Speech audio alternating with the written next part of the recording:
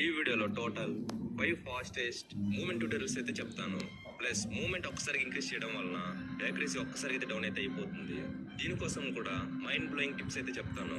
ఇంకా మీకు Free Fire లో మాక్సిమం మూమెంట్ స్పీడ్ ఎలా ఇంక్రీజ్ చేయాలో అనేది కూడా చెప్తాను. వీటన్నింటికి మించి టాప్ 3 మిస్టేక్స్ వల్ల movement speed day by day ఎందుకు డౌన్ అయిపోతుందో కూడా చెప్తాను. ఇంకా మీ టైం 1 సెకండ్ కూడా లేట్ చేయకుండా టాపిక్ లోకి వెళ్ళిపోదాం రండి. ఫస్ట్ పాయింట్ వచ్చేసి how to increase maximum movement speed. Movement speed increase చేసుకోవడానికి 3 టిప్స్ అయితే ఫాలో అవ్వాలి. ఫస్ట్ వన్, క్విక్ వెపన్స్ అయితే ఆన్ చేసుకోవాలి. ఆన్ చేసుకొని కస్టమ్ హెచ్డీలో లెఫ్ట్ సైడ్ పైన కానీ కింద కానీ మీకు ఎక్కడ కంఫర్టబుల్ ఫీల్ వస్తుందో అక్కడైతే పెట్టుకోండి. ఇలా పెట్టుకుంటే ఎక్కువ మంది ఉన్నప్పుడు తొందరగా వెపన్ స్విచ్ చేసి మన పొజిషన్ చేంజ్ చేసుకొని చాలా ఫాస్ట్ ఎనిమిస్ అయితే డిఫీట్ అయితే చేయొచ్చు. ఇంకా రెండవది వచ్చేసి క్యారెక్టర్ స్కిల్స్. క్యారెక్టర్ స్కిల్స్ లో 3 క్యారెక్టర్స్ అనేది ఈ మూమెంట్ స్పీడ్ ని 1x నుంచి 3x కి అయితే ఇంక్రీజ్ అయితే చేస్తుంది. ఆ 3 క్యారెక్టర్స్ వచ్చేసి ఎల్లీ, క్యారలిన్, అలోక్. నా పక్క లెఫ్ట్ సైడ్ నార్మల్ స్కిల్స్ అయితే పెట్టాను. రైట్ సైడ్ వచ్చేసి 3 క్యారెక్టర్ స్కిల్స్ అయితే పెట్టాను. మీరు ఇక్కడ ఫైనల్ రిజల్ట్ చూసుకోండి ఏది ఫాస్టెస్ట్ గా వెళ్తుందో. మూడవది వచ్చేసి డ్రెస్ కాంబినేషన్. మీరు ఇక్కడ ఫేషియల్ డ్రెస్ కానీ సింపుల్ నార్మల్ డ్రెస్ కానీ వేసుకొని గేమ్ ఆడితే మూమెంట్ అయితే ఖతర్నాక్ లెవెల్ అయితే కనిపిస్తుంది. అదే ఒకసారి భారీ డ్రెస్ వేసుకుని అయితే ఆడండి. ఇలా ఉంటే మీరు ఎనిమీస్ కి పన్నోడ్ లాగైతే కనిపిస్తారు. మీరు హెవీ డ్రెస్ వేసుకోవడం వల్ల మూమెంట్ అనేది అంతగా షో అయితే అవ్వదు. గాయస్ 1 మినిట్ అయితే ఆగండి. ఇది చూడండి, రావణ్ బాయ్ ఒకసారి డార్క్ ఆర్ యాప్ గురించి అయితే చెప్పుకోండి. ఫస్ట్ నెంబర్ మూమెంట్ వచ్చేసి tornado moment.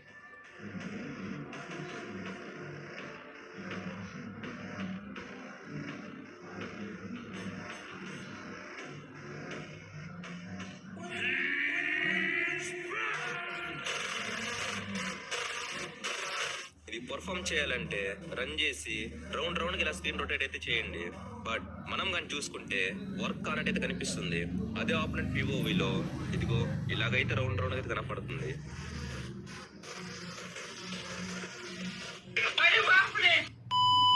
Second number moment వచ్చేసి జిగ్ జాగ్ మూమెంట్.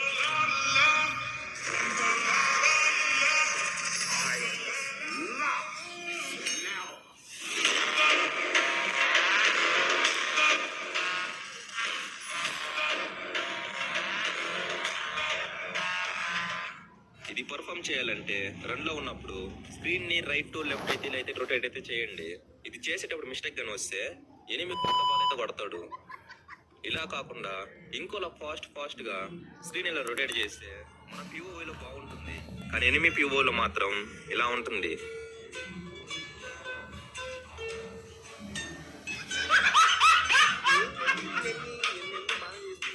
ఇలా మీరు కూడా మిస్టేక్స్ చేయకుండా స్క్రీన్ ని స్లోగా రైట్ సైడ్ కి ఒకసారి లెఫ్ట్ సైడ్ కి ఒకసారి ఇలా జిగ్ జాగ్ చేసుకుంటూ ఎనిమి ఉన్న దగ్గరికి అయితే చేరుకోవాలి. స్క్రీన్ రొటేట్ చేసేటప్పుడు ఫుల్ గా క్యారెక్టర్ అనేది తిరగాలి. ఇలా చేయకుండా కొంచెం స్క్రీన్ అయితే తిప్పకండి. ఓకే. థర్డ్ నెంబర్ మూమెంట్ వచ్చేసి రివర్స్ రష్ మూమెంట్. దీని అర్థం మన ముందు ఉన్న ఎనిమిని చీటింగ్ చేసి ఈజీగా డిఫీట్ చేయడం. సపోజ్ నీ ముందు ఒక ఎనిమి అయితే ఉన్నాడు, తను నేను చూడలేదని నువ్వు అనుకుంటావు. అప్పుడు నార్మల్ ప్లేయర్స్ ఏం చేస్తారు, సింపుల్ తొందరపడి రష్ కి అయితే వెళ్ళిపోతారు. బట్ నువ్వు నా లవ్లీ సబ్స్క్రైబర్వి, నాకు తెలిసి కూడా నీ చేత ఎలా మిస్టేక్స్ చేపిస్తాను. ఖచ్చితంగా అసలైతే చేయనివ్వను. రష్ కి అయితే వెళ్ళండి. మీరు కొంచెం కవర్ నుంచి బయటకు వచ్చిన వెంటనే ప్రో చేతి కొట్టండి. అప్పుడు స్క్రీన్ ని కవర్ ఉన్న సైడ్ అయితే రొటేట్ అయితే చేయండి. అలా చేసి రన్ అయితే చేసేయండి. అప్పుడు మళ్ళీ మనం కవర్ లకి అయితే వచ్చేస్తాం. మళ్ళీ మనం జాయిస్టిక్ యూజ్ చేసి బయటకు వచ్చి ఆపోజిట్ ఎనిమికి ఈజీగా హెడ్ షాట్ అయితే కొట్టేయండి. ఎవరు నువ్వు? మీకు కానీ అర్థం కాకపోతే ఒకసారి ఎనిమి పిఓలో చూపిస్తాను రండి. ఇది ఎనిమి పిఓవి, అవతల సైడ్ ఉండేది నేను. ఎనిమి ఇక్కడ మనం బయటకు వస్తే కొడదామని రెడీగా అయితే ఉంటాడు. అప్పుడు మనం కవర్ నుంచి బయటకు వచ్చినట్టు వచ్చి మళ్ళీ కవర్లకి అయితే వెళ్ళిపోవాలి. అప్పుడు ఎనిమి మనం బయటకు వచ్చామని టెంప్ట్ అయ్యి ఫైర్ అయితే చేస్తాడు. ఈ టైంని మనం అడ్వాంటేజ్ తీసుకొని జాయిస్టిక్ యూజ్ చేసి కవర్ నుంచి బయటకు వచ్చి ఎనిమికి ఈజీగా హెడ్ షాట్ అయితే కనెక్ట్ అయితే చేయాలి. బస్ అంతే. ఫోర్త్లీ వచ్చేసి క్రౌచ్ మూమెంట్.